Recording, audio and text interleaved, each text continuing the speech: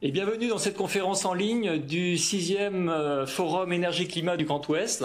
Je m'appelle Hervé Gorius, chargé de mission Énergie-Climat à la Chambre d'agriculture de Bretagne. Et je vais animer cette conférence portant sur les nouvelles voies d'économie d'énergie à la ferme. Alors cette conférence a été organisée par l'équipe Énergie-Climat des Chambres d'agriculture de Bretagne en partenariat avec celle des Pays de Loire et de Normandie. Elle va prendre à peu près 45 minutes. Alors sans plus tarder, nous pouvons commencer.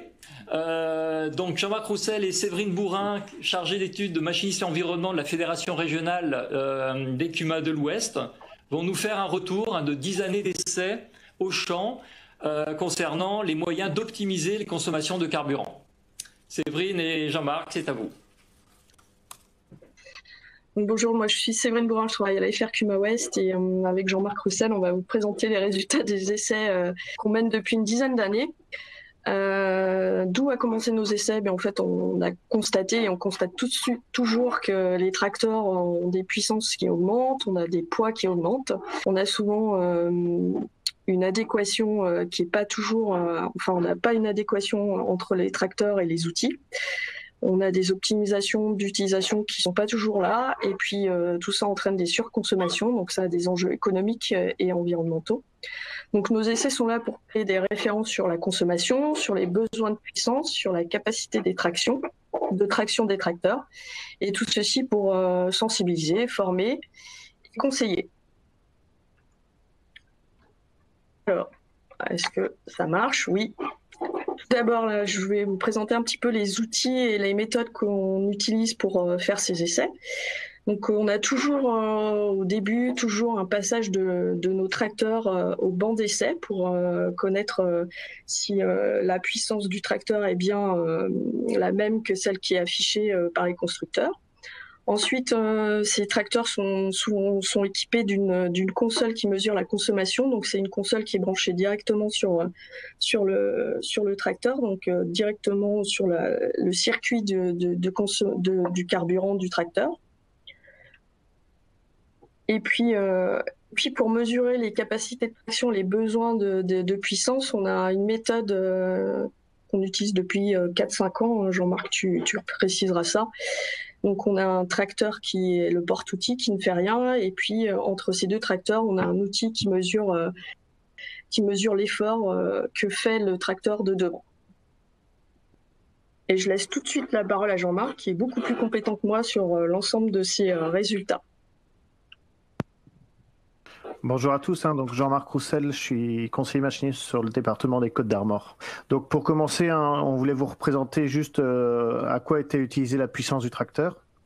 Donc là, vous avez vu l'outil qu'on utilisait, l'effort de traction qu'il y a entre le tracteur et l'outil. Mais déjà, au niveau du tracteur, il y a déjà des façons d'optimiser sa puissance, puisque sa puissance, on peut avoir des pertes par glissement. Donc le glissement, c'est le patinage, ça vous connaissez surtout avec la neige. Et le roulement, c'est le poids total. Donc plus on est lourd, plus l'effort de roulement est conséquent. Donc ça, c'est la partie tracteur. Et ensuite, vous voyez ce qui reste pour l'outil, pour pouvoir tracter un outil. Il ne reste plus que 55 à 60% de sa puissance totale. Donc ça veut dire de 100 chevaux. Avec les pertes qu'on a forcément du moteur, l'hydraulique, transmission, glissement, roulement, il lui reste plus que entre 40 et 45 chevaux pour l'outil en tant que tel. Donc voilà, c'était juste pour ramener la base. Donc qu'est-ce qui se passe? On va s'intéresser à la capacité de traction. Voilà. Donc là, pour améliorer ou du moins modifier la capacité de traction du tracteur, on va jouer sur son poids et sur la pression des pneumatiques aussi qui peuvent jouer. Donc là, c'est pour un même tracteur. Vous voyez, on a fait des courbes de traction, de capacité de traction. Sur la gauche, vous avez l'effort, la capacité qui peut tirer. Ça va de 500 kg à 5 tonnes 5 par exemple. Et en dessous, c'est le patinage, le taux de patinage. Donc on se rend compte autour de 30%, le tracteur n'avance plus du tout, pratiquement pas. Et donc la bonne moyenne, c'est d'être à 15%. Donc l'objectif, en gros, quand on fait un travail, c'est que notre tracteur patine, puisque ça veut dire qu'il n'est pas trop lourd pour le travail, mais il arrive à réaliser le travail.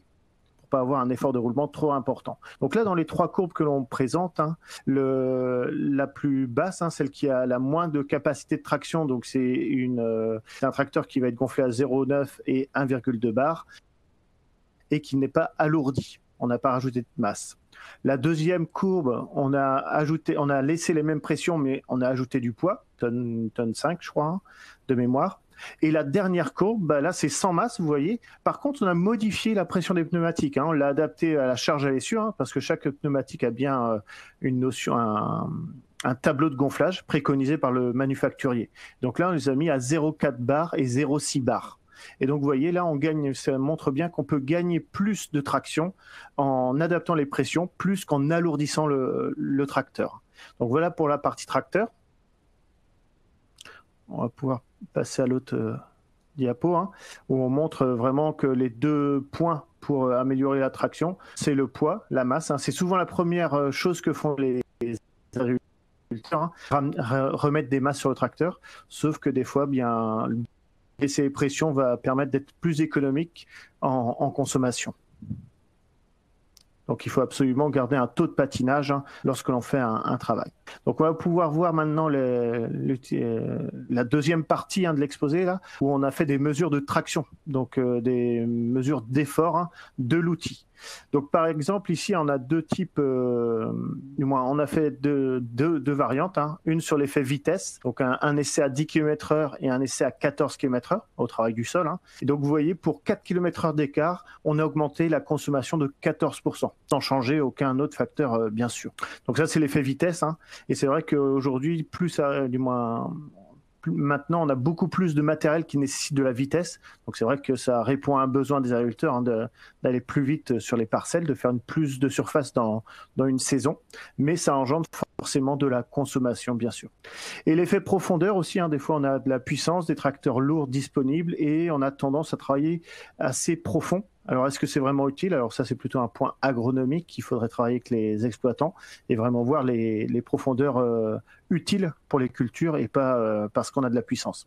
Et donc ici, hein, l'essai qu'on avait montré, hein, entre un travail à 8 cm ou à 13 cm, on augmentait de plus 46% de consommation.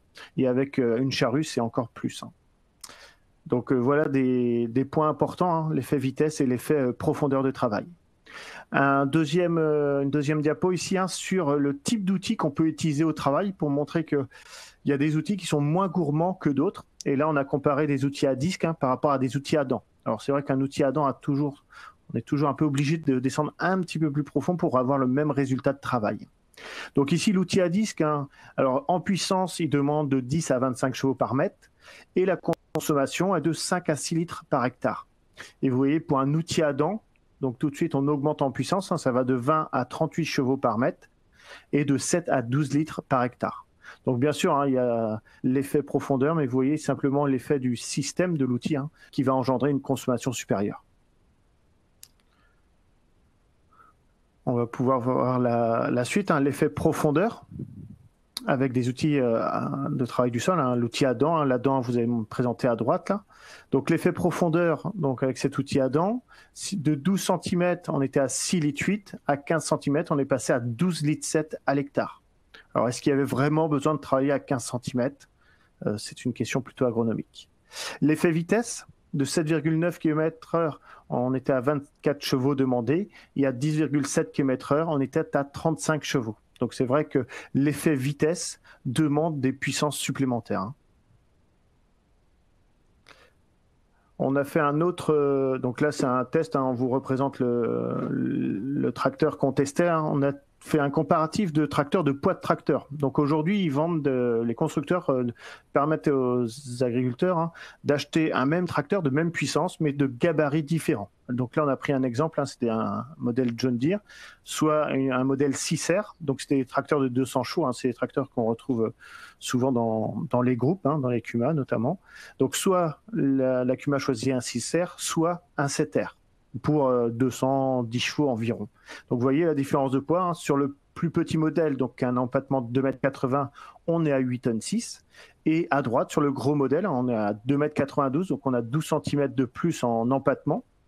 Mais plus que l'empattement qui est important, hein, c'est son poids, puisqu'il passe à 10,4 tonnes. Donc vous voyez, on a pratiquement 1,5 tonne d'écart entre ces deux modèles-là. Donc c'est l'importance aussi de bien passer les tracteurs au banc d'essai, hein, pour faire ces contrôles, hein. C'est d'être sûr d'avoir les mêmes puissances, hein, comme annoncé par le constructeur. Et donc vraiment jouer juste sur le poids. Donc les résultats de ces essais entre le petit et le gros gabarit. Voilà.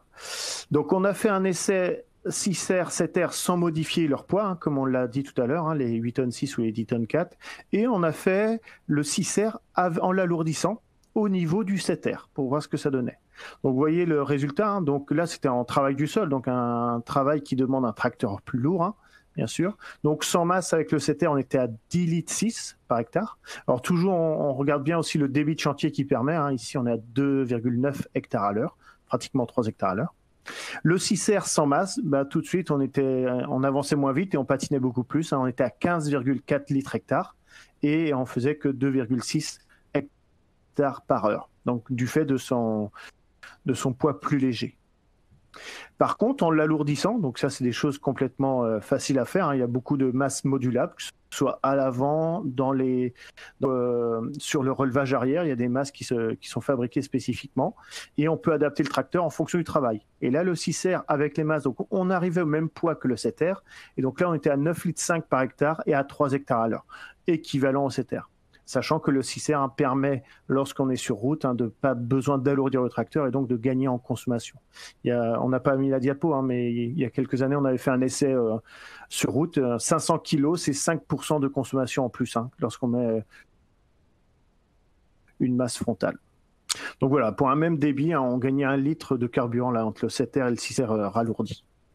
Alors, on a les derniers essais qu'on a fait les dernières années, c'est la réglementation de BANSA, d'équiper les tonnaisiers pour l'enfouissement ou l'épandage des lisiers. Donc, on s'est intéressé à la question pour savoir est-ce que ça aurait engendré encore une augmentation de puissance des tracteurs. Alors, ce qu'on se rend compte, c'est que ça ne demande pas beaucoup plus de puissance. À la buse, là, il fallait 39 chevaux. Avec l'enfouisseur, il y avait besoin de 40 chevaux, donc autant dire. Donc, c'est un enfouisseur à disque qui travaille très peu profond. Et le troisième, donc enfouisseur à disque aussi, mais un petit peu plus profond, on est à 7 cm contre 5 tout à l'heure. On était à 45 chevaux. Donc, dans l'équipement d'épandage, ce qui jouera ensuite, ça sera la vitesse demandée pour pouvoir mettre le bon dosage à l'hectare. Et c'est vrai que l'effet vitesse engendre une consommation et un besoin de puissance important. Alors voilà une des dernières diapos. L'effet profondeur de l'enfouisseur. Donc entre 4 cm et 7 cm, vous voyez, on a plus 13 chevaux demandés. Alors quand on dit plus 13 chevaux demandés, forcément en corrélation, ça veut dire qu'il y a plus de consommation. Et de 7 cm à 11 cm, on passe à 65 chevaux. Alors ici, il faut vraiment faire attention au travail que l'on demande, donc à la profondeur que l'on souhaite, où on peut monter de pratiquement plus 30 chevaux pour un même équipement, suivant comment il est réglé. Et en parallèle de la profondeur, c'est l'effet vitesse demandé pour avoir la bonne dose. Si on passe si on passe de 8 km/h à 11 km/h, on passe de 30 à 70 chevaux. Alors là, c'est plus 40 chevaux nécessaires. Donc vous imaginez, plus 30, plus 40, on arrive à plus 70 chevaux nécessaires que pour l'outil arrière. Donc quand on voit les pertes qu'on a par glissement et par roulement, on imagine que ces 70 chevaux qu'on a besoin à l'arrière, c'est encore moitié plus devant, Donc c'est plus 140 chevaux plutôt. Donc voilà les essais qu'on traite avec la région. La suite, c'est les consommations à l'hectare que l'on a fait sur ces équipements-là. Donc 3 litres hectare avec l'épandage à la buse. On était à 7 litres hectare avec un enfouisseur. Et donc, lorsqu'on fait un épandage à la buse, on a besoin de l'enfouir, forcément. Donc, il y a un passage de tracteur supplémentaire en déchômage qui est à peu près à 4 litres hectare lorsqu'on l'optimise. Donc, 4 plus 3, ça fait 7 litres hectare. Donc, on peut arriver à l'équivalent, la même chose, sachant que le passage après l'épandage de lisier nécessite qu'on passe très rapidement pour ne pas avoir de pertes volatiles, bien sûr. Et ça nécessite quand même 2 tracteurs et 2 passages. Donc voilà sur la présentation des résultats. Il y a d'autres résultats, mais là on vous a sélectionné quelques résultats que l'on avait. Oui, et l'ensemble de ces résultats, on les diffuse via des fiches chaque année. Il y a des vidéos aussi qui sont faites régulièrement. Et puis Jean-Marc pourra en parler, mais c'est aussi valorisé dans les interventions en AG de CUMA. Lors des investissements, il y a des formations auprès des chauffeurs aussi. Et puis si vous voulez en savoir plus, il y a des coordonnées là en bas si vous avez des questions. Merci Séverine et Jean-Marc. On va commencer donc notre première séance de questions. Est-ce que Laurent, tu as quelques questions à nous proposer? J'ai reçu 2 questions ici. Une question sur l'adoption des techniques d'économie d'énergie. Donc, vous venez de montrer que l'on peut faire des économies de carburant par le choix de matériel et les conditions d'utilisation. Pourtant, ce poste d'économie semble souvent le parent pauvre des efforts d'économie d'énergie des exploitations agricoles. D'après vous, quelle est l'explication Oui, je reprends la parole, Séverine. Ça suit le cours du pétrole. Hein. Donc, on a des périodes quand le pétrole monte, eh bien, les exploitants sont beaucoup plus près de cette dépense-là qu'actuellement. Et le deuxième point, c'est qu'aujourd'hui, ils font face à un manque de main-d'œuvre et donc ils passent moins de temps aussi à la formation et au réglage du matériel. Hein. Et ils veulent surtout du débit de chantier aussi, quoi. Est-ce qu'on a une idée quand même sur une exploitation moyenne, quel niveau d'économie on peut prétendre sur ce poste-là, si on optimise bien les chantiers? Alors au niveau d'une exploitation, c'est très compliqué, hein, puisqu'il y a les distances des parcelles, hein, il y a des choix de reprise d'exploitation qui peuvent être très éloignés, qui engendrent énormément de consommation. Et là, on n'est pas entré en ligne de compte au niveau du transport. Et les pratiques culturelles. Hein. Et ça, c'est l'exploitant. Hein. Est-ce qu'il veut labourer? Plus il fera des passages d'outils, plus il consommera. Et là, il y a vraiment des économies à faire. Hein. Donc ça, c'est de la formation au niveau de l'exploitation pour optimiser cette dépense, hein, ce point-là. Donc c'est vrai que lorsque j'interviens en charge de mécanisation, ce point consommation est énorme suivant les pratiques qu'ils ont d'itinéraires culturaux. Une autre question, peut-être Laurent, dernière? Oui, j'en ai une deuxième ici.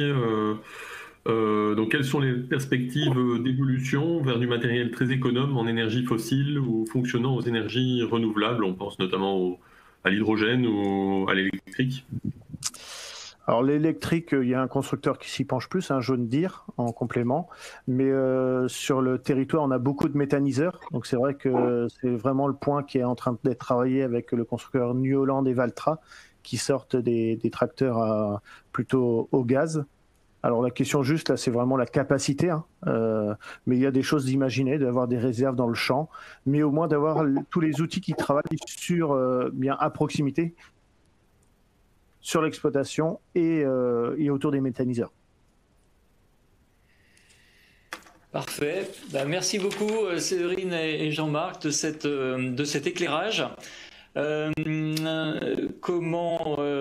est important vraiment de rappeler la part d'économie substantielle qu'on peut avoir sur cette... Maintenant, nous allons accueillir Chantal Kassarji, ingénieure thermicienne et chef du projet Tank 2020 de l'entreprise CERAP, qui va nous présenter ce projet de tank à lait économe en énergie, lancé en 2017 et qui arrive à maturité. Alors pour rappel, pour poser des questions, vous avez le numéro SMS qui s'affiche en bas de chaque diapositive, donc n'hésitez pas. Chantal, c'est à toi. Oui, bonjour à tous, merci pour cette présentation. Donc aujourd'hui, je vais vous présenter le projet Tank 2020. Donc tout d'abord, ma présentation englobera les points suivants. Donc tout d'abord, la présentation du projet Tank 2020 ainsi que les partenaires et les financements du projet. Ensuite, l'exposition plus complète du projet ainsi que les objectifs. Donc dans la quatrième partie, c'est le déroulement du projet. Après, un point sur la création et la validation du modèle numérique qui a été développé la première partie du projet. Donc après, on abordera un point sur le choix du client d'origine et le prototype qui a été développé et testé en laboratoire. Donc à la fin, je vais vous montrer les différents produits qui ont été installés en ferme et les premiers résultats terrain obtenus et finalement les perspectives du projet. Chantal, rapproche-toi un petit peu du micro, peut-être, on t'entend moyen. D'accord. Là, c'est mieux? Oui, c'est mieux, oui. D'accord. Ok, on va tester comme ça. Voilà, pour débuter, le projet Tank 2020 est la suite en fait du programme Éco-énergie lait qui a été mis en place en 2009 et qui était animé par le GIE Élevage de Bretagne. Et ce programme, le but de ce programme, c'était l'évaluation des pré-refroidisseurs et récupérateurs d'énergie.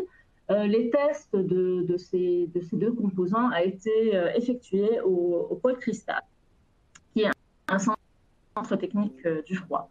Et donc l'idée du projet Tank 2020 a été initiée en 2015 donc par le GE et le pôle Cristal.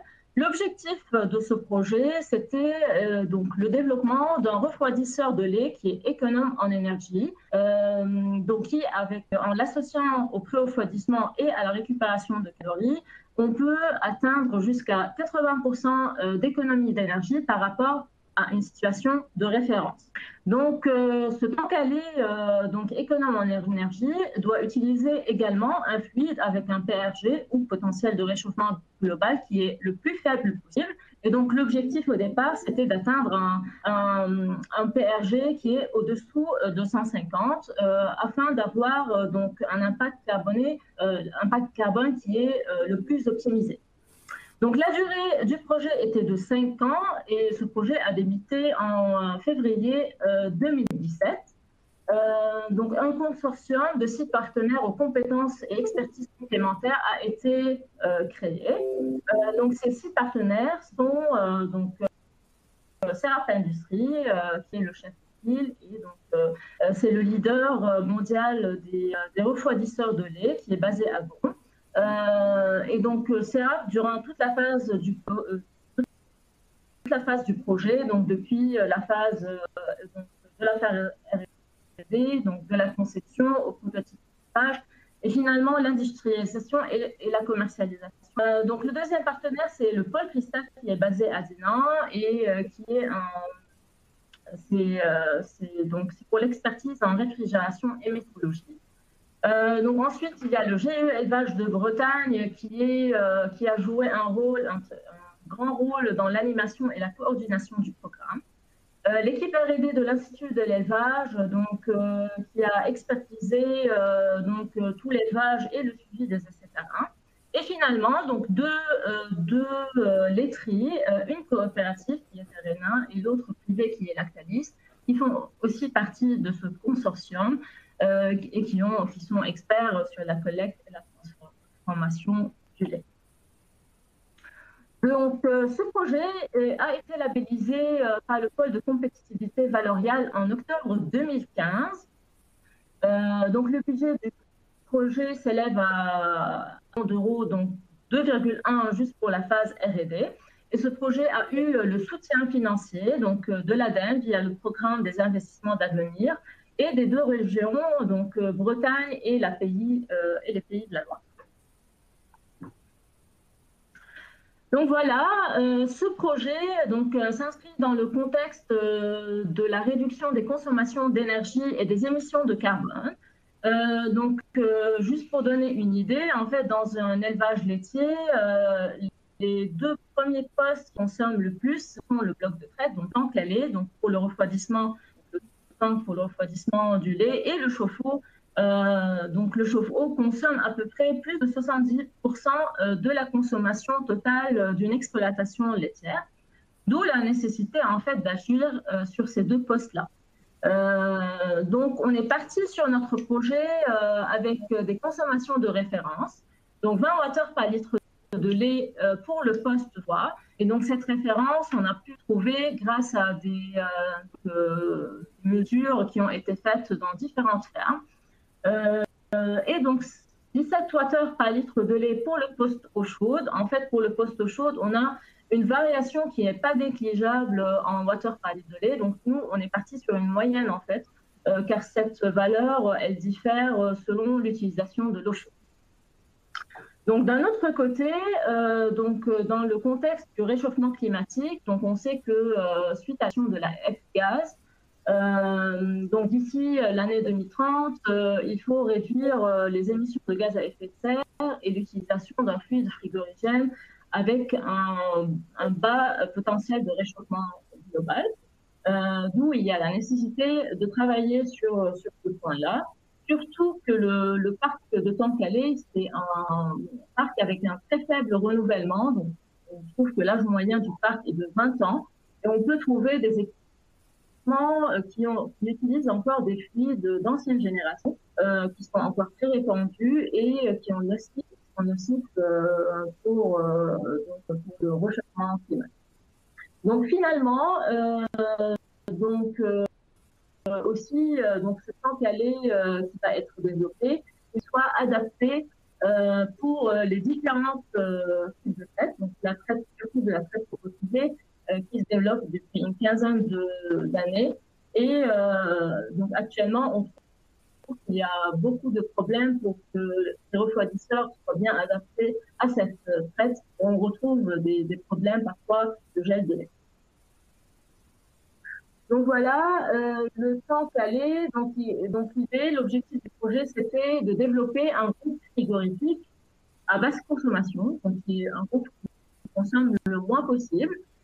Donc pour atteindre cet objectif, on est passé plusieurs parties. Tout d'abord, tester plusieurs types de technologies. Ensuite, sélectionner une technologie, la développer et la tester en laboratoire. Et finalement, optimiser le concept. Sur la partie impact environnemental, il faut utiliser un fluide frigorigène à faible TRG. Donc l'idée c'est de trouver un fluide qui est non inflammable. Les fluides inflammables, c'est évité dans ce domaine-là. Et finalement améliorer l'efficacité énergétique. Donc, comme je l'ai dit avant, ce Temps-Calais, il va s'adapter aux évolutions des exploitations laitières, tant la traite robotisée ou bien la traite conventionnelle. Donc, le projet Temps 2020 a débuté en février 2017. Il a suivi plusieurs étapes. Donc, la première étape, c'était l'étude de l'art dans le domaine du refroidissement de lait, donc différentes pistes. Ensuite, création et validation du modèle numérique sur la consommation du temps. Et donc, finalement, choisir les technologies pour pouvoir les intégrer dans des prototypes. Donc, la deuxième étape qui a débuté en 2018, fin 2018, c'était la conception et les tests en laboratoire pour ces prototypes. Donc, la troisième phase, c'est la phase dans laquelle nous sommes actuellement. C'est la fabrication des pré-séries et donc les essais en ferme expérimentale et ferme commerciale. Et parallèlement à cette phase, aussi il y a la phase industrialisation pour que le projet se transforme en produit. La fin de cette étape est prévue pour septembre 2021. Donc tout d'abord, la première partie du projet, c'était en fait la création et la validation d'un modèle numérique. Donc le but de ce modèle numérique, c'était en fait tout d'abord mieux comprendre les phénomènes qui peuvent avoir lieu autour de l'environnement du temps.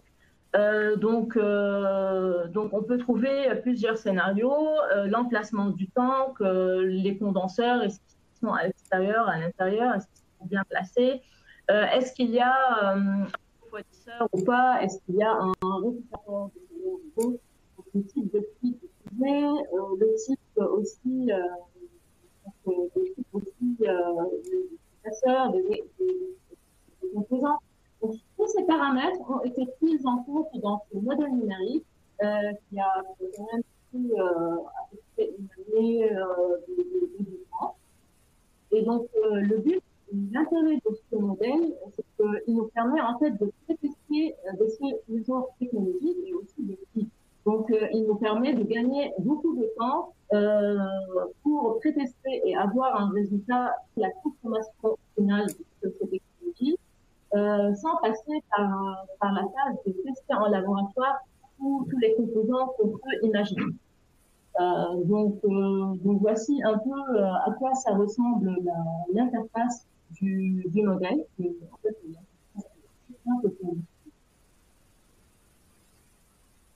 donc ensuite, après avoir créé ce modèle numérique, on voulait valider, on voulait le tester et voir si ce modèle numérique il est vraiment très efficace.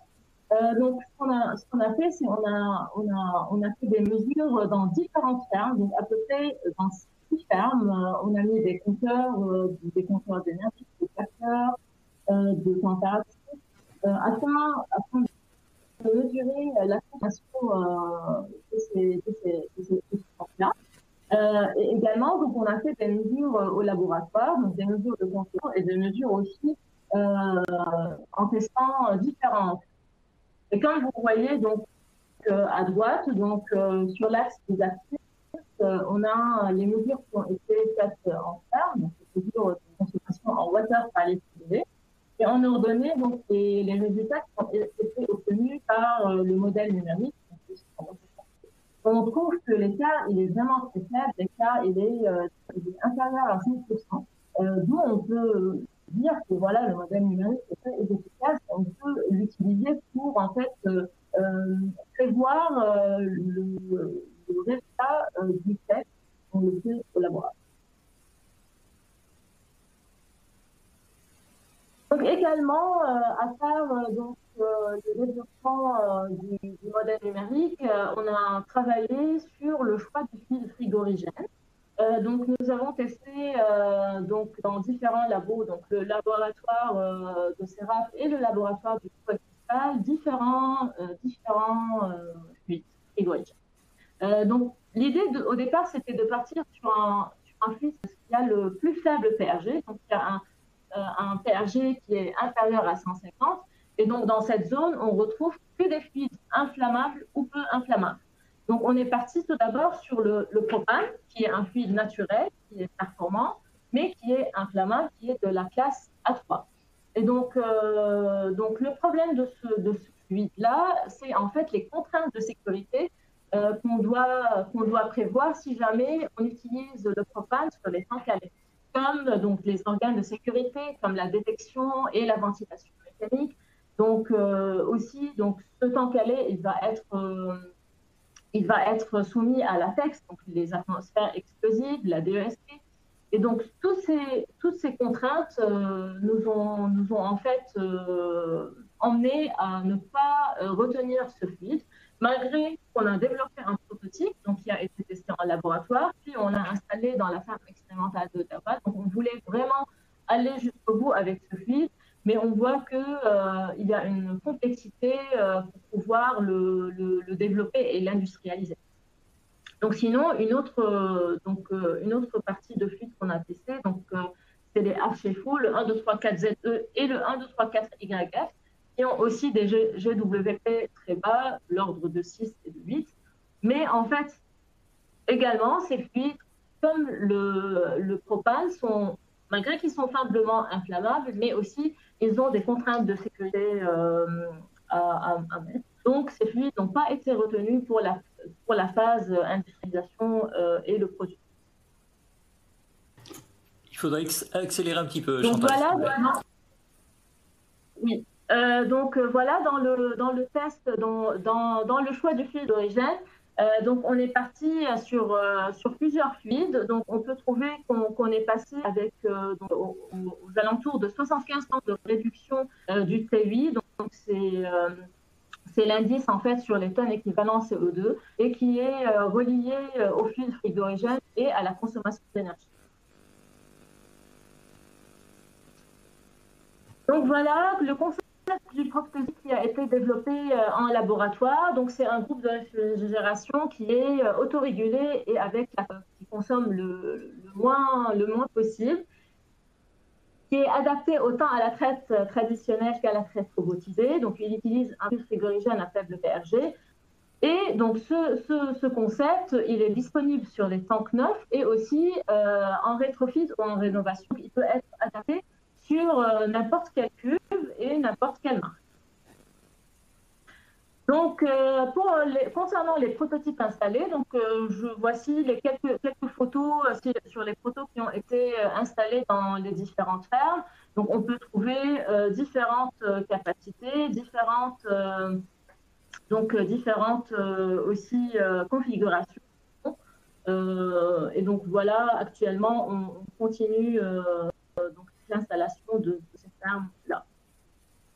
Donc, pour les prototypes, donc pour les premiers résultats, donc nous avons suivi sur le côté énergétique. Donc, les premiers résultats sont conformes aux tests en laboratoire. Donc, en fait, on a un gain entre 28 et 35% sans prérefroidissement et on arrive jusqu'à 65% si on ajoute un prérefroidisseur. Donc, ces protos, ils vont être installés pour une durée minimale d'1 an. Donc, concernant la partie qualité de lait, donc on a aussi conduit des analyses pour être sûr qu'on ne dégrade pas la qualité de lait avec l'installation de ce prototype. Et donc, on trouve qu'on n'a aucun impact à ça sur la qualité de lait, surtout que ces analyses ils ont été conduites par un professionnel et l'Institut de l'élevage. Donc, un exemple sur les gains de performance. Donc, comme on rappelle, donc on est parti sur une consommation de référence de 20 Wh par litre de lait sur le côté refroidissement et 7 Wh de lait pour la production d'eau chaude. Donc, voici un exemple qu'on va vous exposer. Donc, pour une capacité de temps qui est de 12 millilitres, on peut réduire jusqu'à 7 Wh par litre de lait à la consommation. Donc, on gagne 65% sur la consommation froide. Et sur la consommation chaude, 53% aussi, en passant de 17 à 8 ou 11, donc, selon la consommation de l'eau. Et donc, sur le gain total, on atteint 60% sur cet exemple de ferme, sur cet exemple-là.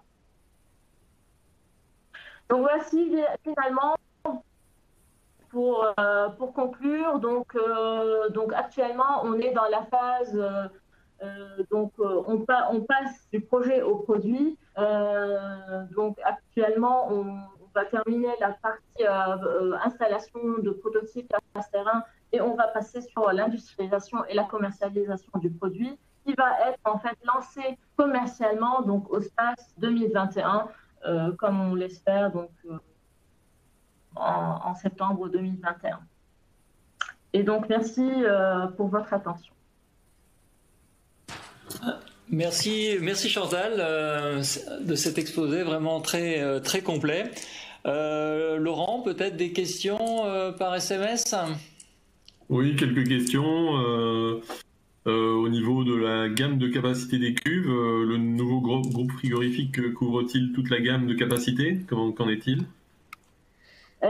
Oui, en fait, donc, on a à peu près, on aura 4 à peu près références de groupe froid et qui vont en fait pouvoir couvrir la gamme, très robotisée, très conventionnelle et en fait toutes les capacités. D'accord. Donc de 3 000 jusqu'à 30 000 litres. Ah, d'accord. Une autre question, plus sur le volet économique. Par rapport à un tank classique, est-ce qu'il va y avoir un surcoût? Quel est le retour sur investissement de votre solution? Donc, bien sûr, vu que ce groupe froid, il a beaucoup de technologies, beaucoup de composants nouveaux, donc il y a un surcoût pour ce groupe froid. Mais en fait, donc, on peut dire que le ROI de ce groupe est aux alentours de 3-4 ans pour des grandes capacités et donc de l'ordre de 10 ans et plus pour les très petites capacités. Donc actuellement, on cherche des volets de subventions pour pouvoir réduire donc, ce ROI. Voilà. D'accord. Encore une question sur l'intérêt pour des installations où il y a déjà un pré-refroidisseur d'équipé. Est-ce qu'il y a un intérêt du tank 2020? Oui, bien sûr. En fait, mieux les conditions en fait sont bonnes, mieux le tank 2020 il est performant en fait. Donc, s'il est bien installé, s'il y a un cryo-refroidisseur, donc c'est vraiment les conditions qui sont les meilleures pour que on ait plus d'économies, qu'on atteint plus d'économies avec le tank Vavra. Donc, bien sûr, le fait d'avoir un cryo-refroidissant, il a un très très grand intérêt. Très bien. D'accord. Peut-être une petite dernière, s'il y avait. Oui, une question sur les laiteries.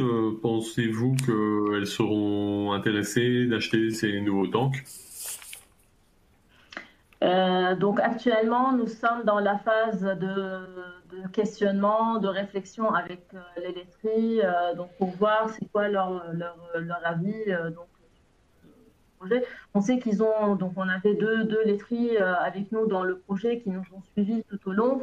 Donc actuellement, nous avons donc un prix, nous avons un surcoût et donc maintenant c'est une idée de discuter avec eux plus en détail et plus en profondeur pour avoir leur retour.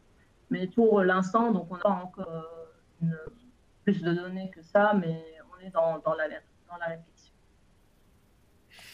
Merci Chantal. Nous espérons que ce tank à lait économe soit rapidement et largement diffusé auprès des éleveurs. Merci en tout cas à tous les intervenants. Le temps imparti de notre conférence en ligne est presque écoulé. Je vous rappelle que ce webinaire est enregistré et sera disponible donc en ligne sur le site de la Chambre d'agriculture, dont l'adresse va apparaître à l'écran.